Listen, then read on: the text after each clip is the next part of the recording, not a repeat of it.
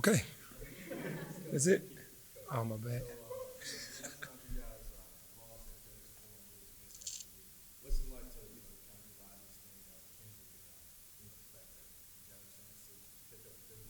Yeah, I can vaguely remember that loss.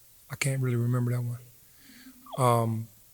It's a part of life. It was a point in our season where we had guys injured. We had a lot of young guys on the floor, and they took advantage of it, starting 5 1,000-point scorers in that group, which was really impressive. And we had Imani and Josh and those guys out there, and they beat up on us pretty bad. And I was very frustrated after that game because I understood where we were and that we were eventually going to get better, especially when we got our veteran guys back. Where it stands now, I just always believe in protecting home, man. Every home loss hurts 10 times more because you got to protect home. So to have Kendrick on our side now is a much better feeling playing against SMU. I respect all those kids, but Kendrick being our reigning MVP of our league, it's just, for me, my mindset is always protect home. Somebody asked you this last time, and I'm not sure what you said about kind of monitoring the net rankings and Ken Pom and all that kind of stuff, but now it looks like people are projecting y'all are moving further and further away off the bubble. Can you breathe a sigh of relief? Do you sleep better at night knowing that you guys are taking back on the right track? No, I mean, honestly, all I try to do is win every game. We always talk about 1-0. I never look at the Ken Pom. I think all our other coaches do. I've never done that in 5 years. I just know that winning cures everything. If you're winning at the end of the day, you're going to be where you need to be. And that's how I coach. You don't monitor bracketology? I don't. I really don't. I don't monitor any of that. I'm obviously looking at other games around the country and see who the top 25 are. But other than that, I don't go outside of that.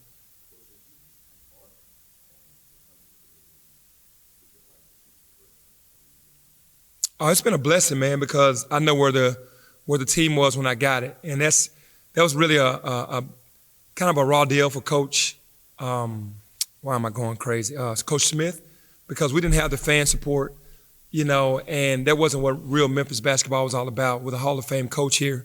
So when I took over, my mission was to try to get people back in the seats, and then secondly, get a group of young men that were going to come in here and represent the university at a high level. And it's just been a blessing to just think about, it being 100 wins, and I'm, not fully through my 5th year yet. It's pretty special to me.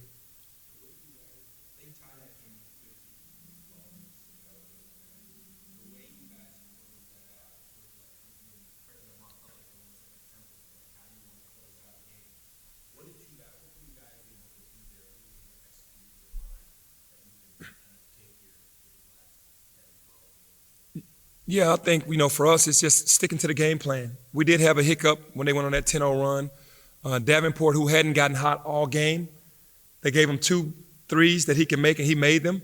And when we got in the huddle, we said we got to get back to the game plan. Stick to the game plan, play as hard as you can defensively, and share the ball. And it's like whatever play we ran, we executed the plays to the T. And the same thing with the defense. We stopped allowing the guys. Landers hit that 3 late, maybe a minute and something to go.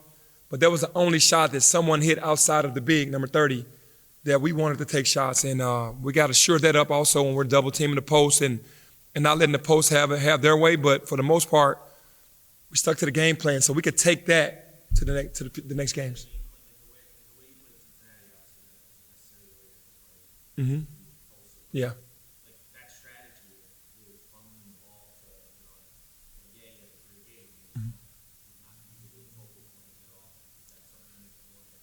I think for the first time they bought into that because I've been talking about that all year, and we've still given the top 2 guys their average. And I was saying for us to beat guys, you got to make the 4th and 5th option have their career highs or have their career amount of shots and take shots away from the guys that that are shooting on a nightly basis. And that's something that this team hasn't really bought into until last game.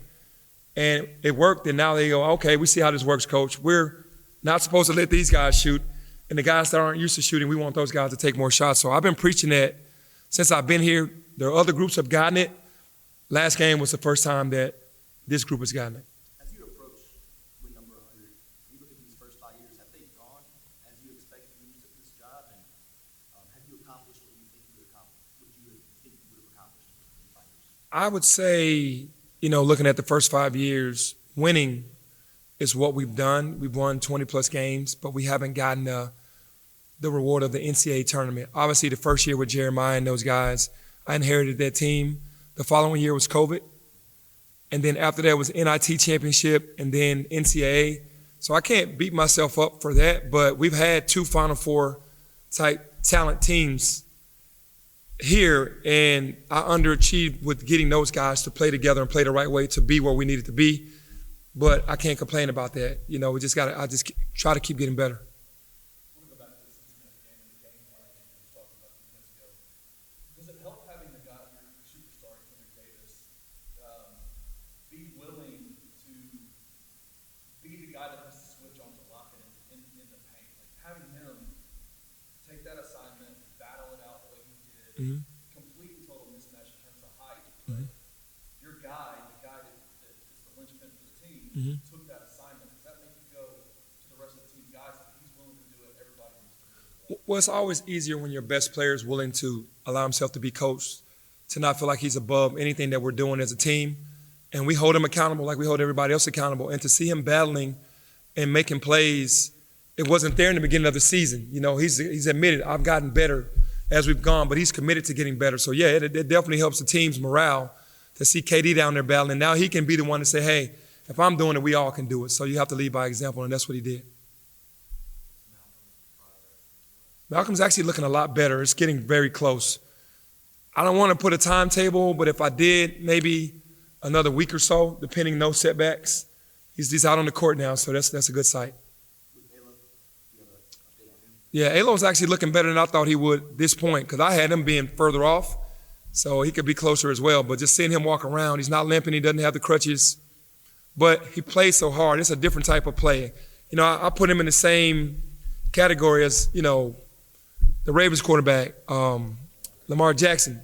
Maybe he was 80, 90, but the way that he plays the game so hard and he has to run and he has to defend, he has to almost be 100 to come back the way he plays the game. So, yeah, it's almost like he could get injured again because he plays so hard, runs so hard, and has to defend the other team's best player. That they're playing extremely hard. You know, usually when you get a new coach that isn't the guy that recruited you with the guys that came back, you get the new guys that he brought in, and then you have to mesh with those guys. And they're playing extremely hard, and they're executing, and they're fighting for him nightly. And that's something that I can respect as a coach that inherited a team. And they play together on both ends of the floor.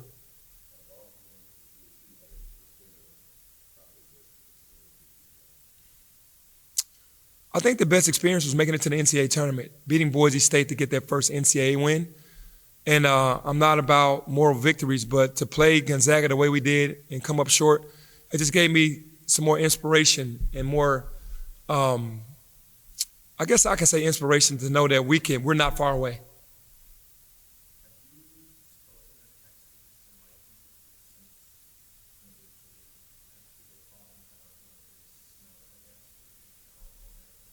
I think Mikey, I spoke to him 2 days ago before the list, and he truly understands what it's all about. You know, it's not about his talent. You know, it's so many different things going on in high school basketball that you don't have to be the best basketball player to be put on the McDonald's All-American team now. And he doesn't care about the rankings. It's only making his chip and be a boulder when he gets here to prove to everybody that he is who he is. So for me, I'm saddened that he didn't make it, but also with him coming in hungrier is better for us. I got one more about the milestone approaching. From Lester to now, how would you describe your evolution as a coach? And now that you know what this entails at each level, is it hard or easy to envision you staying for win number 200, 300, 400 and onward? Well, the first part of it, from Lester to now, is just maturity in the game, just learning from all the guys that I watched, the guys that I've had coaching with me. I try to be a sponge. So obviously, you know, a lot of the knowledge that I got from my NBA coaches, my college coaches, high school coaches, dealing with the guys and coaching the different personalities and talent as they get older is something that I've gotten much better with. And you can't envision me 200 and 300 because I never thought that I would be here now. So I can't say that will never happen. But it's been a great process for me of just understanding going from Lester to day one here to now.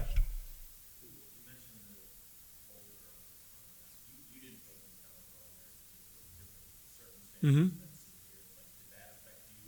No, because I knew I was a McDonald's All-American. I just went rogue at the wrong time.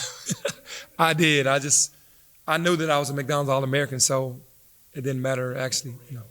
Yeah, that's fine too.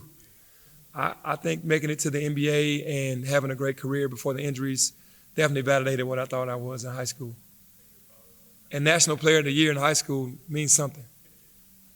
What is DeAndre doing differently now? I mean, you talked about the conversation you had with him and Kendrick and that kind of thing, but his timing and his preparation, what has he changed to allow him to do what he's doing now? I think he's taking less plays off. He's taking less plays off. He's being more assertive every possession down the floor, being more aware, making himself go and rebound the ball when he would just take plays off. And that's the difference. In his offense, he's feeling good because he's working on his game way more. At first, he just, kind of leaned on, I'm a good player. I know I could go out there and play. Now he's actually in the gym. He's watching more film. He's up watching film now. And he's basically just carrying over what he does in practice of the games. Mm-hmm. Yep.